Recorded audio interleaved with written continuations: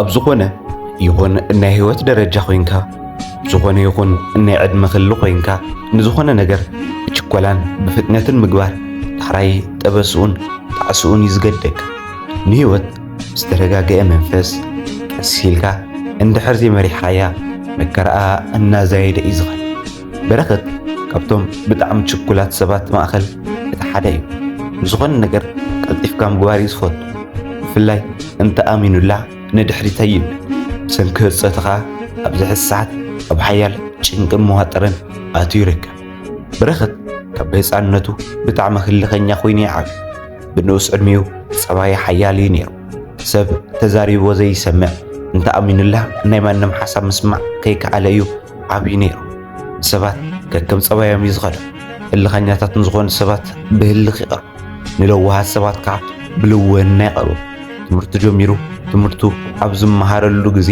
ተፈራሒ ኮይኑ እዩ ተማሂሩ ን12 ክፍሊ ነጥቢ ክመፀሉ ስለ ዘይከኣለ ከዓ ኣብ ናይ ባዕሉ ቢዝነስ ተፀሚዱ ምስራሕ ጀመረ እናዓበየ ብዝኸደ ቁፅሪ ፀባዩ እናመሓየሸ ርግእ ዝበለ ነገር ኮይኑ እዩ ስርሑ እውን ምስ ሰባት ምርድዳእ ናይ ሰባት ሓሳብ ምስማዕ ግድን ስለ ዝኾነ እቲ ዝነበሮ ባህርያት ንኸመሓይሽ ገይርዎ እዩ ድማ ካብ ናይ ወለዱ ገዛ ተፈልዩ ከዓ ናይ ባዕሉ ገዛ ተኻረየ እሞ ስራሕ እናሰርሐ ናይ ብሕታውነት ህይወት ምምራሕ ጀመረ እቲ ስርሑ ዕረፍቲ ስለ ዘይነበሮ በዙ ኸይዱ ምግቢ ሰሪሑ ዝበልዐሉ ግዜ ስለ ዘይህልዎ ኣብቲ ከባቢ ስርሑ ምስዑ መሲሑ እታ ዝተረፈቶ ግዜ ከዓ ኣብቲ እናቶም ስራሕ ጎኒ ኣብ ዘላ ናይ ሄለን እንዳቡን ኮፍ ኢሉ ሰትዩ ኣቱ እዛ ምንቅስቓስ እዚኣ ናይ ኩሉ ግዜ ምንቅስቓሱ እያ ሓደ ግዜ ኣብ ገዙ ፅቡቕ በሊዑ ይመፅእ እሞ ምሳሕ ስለ ዘይጠምዮ ስኽ ይብል ናብታ ቡን ግን ከይከደ ይውዕልን ነበረ ናይ ቡና ወልፊ ሃለይዎ ኣይኮነ ግን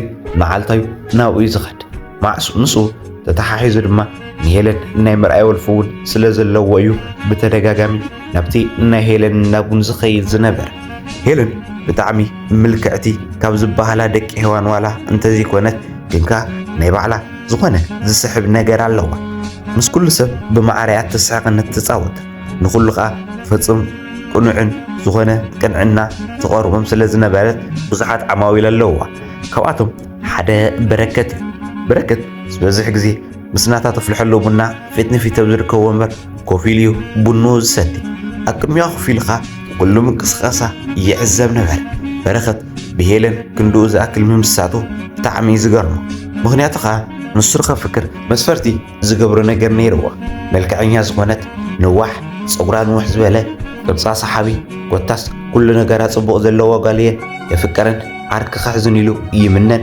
ይሓስብን ነይሩ እዩ ግን ከዓ ኩሉ ነገር ከም ዝተመናኻዮን ከም ዝሓሰብካዮን ዘይኮነስ ብናይ ፈጣሪ ፍቃድ ስለ እትምራሕ በረከት ብሄለን ተሰሓቢ ሄለን ምስ ኩሉ ብማዕረ ተስሕቕ ዋላ እንተኾነት ምስኡ ክስሕቕ እንከላ ግን ፍሉይ እዩ ነይሩ ሓደ ግዜ ሰብ እንተዘይሃልይዋ ምስኡ ከይዳ እያ ኮፍ ኢላ ተዋግዖ በረከት እውን ኮፍ ኢላ ክተዋግዖ ምእንቲ ሓደ ግዜ ሰበብ ዘይብላ ርእዩ ናብ ኣይኸድ እሞ ፅቡቕ ኣዋጊዑ ፅቡቕ ተፃዊቱ ይምለስ በረከት ካብ መዓልቲ ናብ መዓልቲ ብሄለን እናተሰሓበ እንተኸድ ከይተረዶ ኣብ ፍቕራ ክወድቕ ጀመረ ምስ ኩሉ ሰብ ብእተሪኦ ፅቡቕ ዝኾነ ቀረቤታ ግን ዓርኪ ከይህልዋ ይሰግእ ነበር ነዚ ነገር መጀመርያ ንምርግጋፅ ኢሉ ከዓ ወግዓዊ ግን ተሓታ ምንም ዓርኪ ከም ዘይብላ ነገረቶ እሞ ሕጉስ ኮነ ሄለን እውን ንበረከት ፍሉይ ዓይኒ እያ ትጥምቶ ነይራ ንዓ ኣብ ዘለዎ ቀረቤታን ሓልዮትን ካብ ልባ ካብ ትእትዎ ብዙሕ ገይራ እያ ግን ከዓ ኣብቲ ሽዑ ሰዓት ዓርኪ ናይ መሓዝ ዕላማ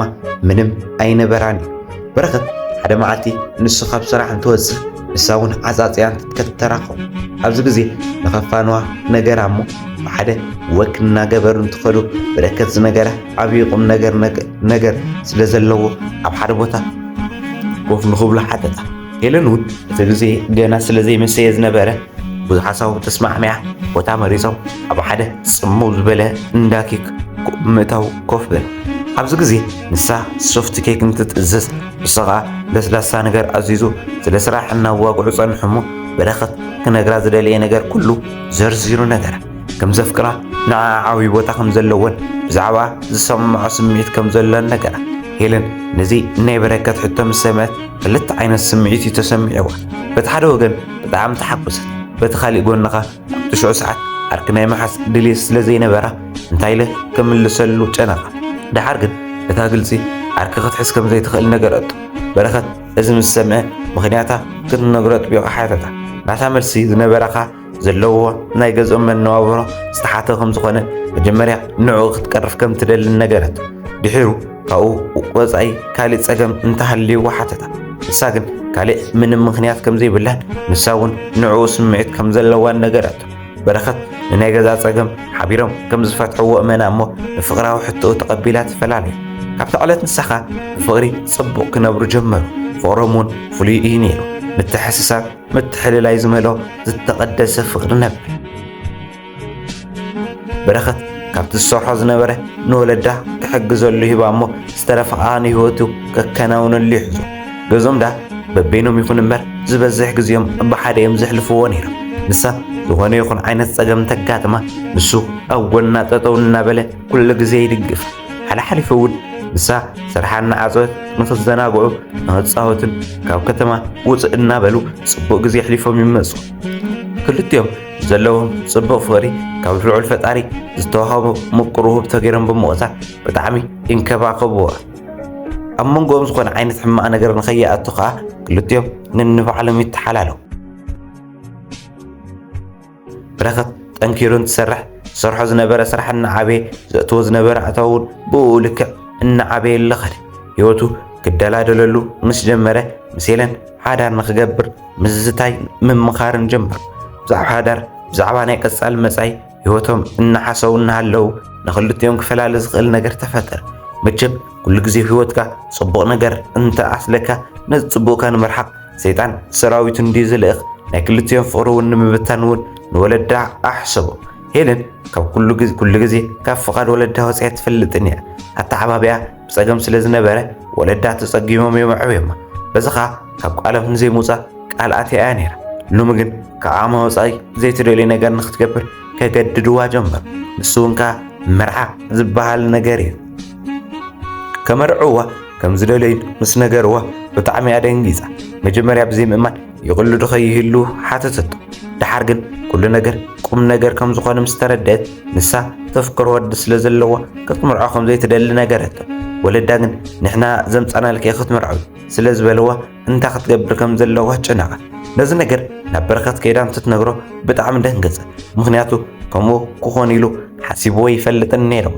እምቢ ንኽትብሎም ንኽተረድኦም እንትነግራ ንሳ ከዓ ከም ዝኣበይዋ ነገረቶ። በረኸት መፍትሒ ዝበለ ነገር እንተውርድ እንተድይብ ክልቲኦም ንኽጠፉ ሓተታ። ሄለን ግን ወለዳ ገዲፋ ናብ ምንም ክትከይድ ከም ዘይትደሊ ነገረቶ እሞ ብናይ ወለዳ ሓሳብ ተስማዕምያ ምስ በረከት ትፈላለየት። ሄለን እውን ምስቲ ወለዳ ዘምፅላ ወዲ ተመርዐት። በዚ ነገር ብጣዕሚ ሓዘኑ። በረኸት እውን ሓዘኑን እናኸኣለ ስርሑን ትቕፅል ካብ ወለዱ ንኽምርዖ ድፍኢት ክግበረሉ ጀመረ። በረኸት ምስ መረሮ ዝምርዖ ጓል ከም ዘይብሉ እንትነግሮ ንሱ እሺ እንተኢልዎም ንዕኡ ዝበልዋ ጓል ከም ዘላ ነገርዎ። በረኸት እውን ንሄለን ንምርሳዕ ኢሉ ብናይ ወለዳ ሓሳብ ተስማዕሚዑ ወለዱ ዘምፅሉ ንሱ እውን ልክዕ ከም ሄለን ተመርዐ። ግን ከዓ ከም ዝሓሰቦ ንሄለን ክርስሳዕ ኣይከኣለን። መዓልቲ መዓልቲ ካብ ኣእምሩ ኣውፂእዋ ይፈልጥን። ከምዚ እናበለ 2 ዓመት እንትገብር ሓደ ወዲ ቆልዓ ወለደ። ሄለን በኣንጻሩ ምስ በዓል ገዛ ምንም ፍቕሪ ዝበሃል ነገር ኣይነበሮምን። መዓልቲ መዓልቲ ደስ ከይበሎም እዮም ዝሕልፍዋ።